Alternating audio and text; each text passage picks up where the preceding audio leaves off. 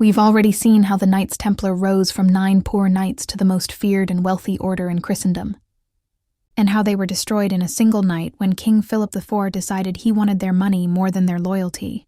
But here does the twist. Their story didn't end with the flames of their execution. It just went underground.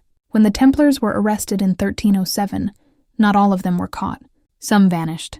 Ships missing from French ports, treasure vaults emptied, records destroyed. The crown got the bodies, but not the secrets. And this is where the myth becomes bigger than the men. Some Templars allegedly fled north to Scotland, one of the few places outside Philip's reach. There, they found shelter with the Sinclair family, and their symbols and traditions may have survived inside Rosslyn Chapel, a stone puzzle box, dripping with carvings that look suspiciously Templar. Crosses, knights, vines, geometric patterns, and imagery that shouldn't exist in a 15th century church. Then came the Freemasons centuries later, a brotherhood obsessed with ancient knowledge, sacred architecture, and secret rituals. No historian can prove a direct link, but the overlap in symbols, oaths, and structure is close enough that people still ask the question, did the Templars really die? Or did they simply change their name? And then there's the treasure, the one King Philip never found. Some claim it was smuggled to Scotland.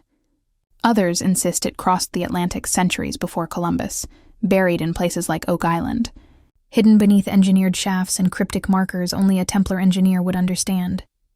Was it gold? Sacred relics from Jerusalem? Or something far more dangerous? Documents the church never wanted to see daylight?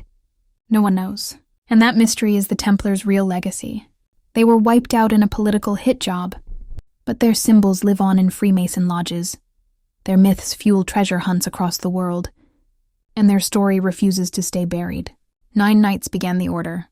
A king tried to erase it, but legends have longer lives than kings, and the Templars may be the greatest example of that in history. If you enjoyed this trip down the rabbit hole, don't forget to like, share, and subscribe to Smart History for Dumb Times. And if you feel like fueling more historical deep dives, the link to buy me a coffee is in my bio.